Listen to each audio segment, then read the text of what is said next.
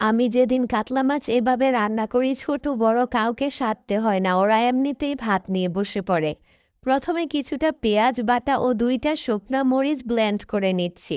এবার মাছগুলো লবণ হলুদ মরিচ দিয়ে মেখে নিব। এবার গরম তেলে মাছগুলো ভেজে নিচ্ছি। ওই তেলে কিছুটা কাঁচামরিচ বাটা আদা রসুন বাটা ও পেঁয়াজ বাটাটা দিয়ে দিচ্ছি। একটু নেড়ে মিশিয়ে হলুদ গুঁড়া মরিচ গুঁড়া ধনিয়া ও জিরা গুঁড়া দিয়ে সামান্য পানি দিয়ে একটু নেড়ে নিব।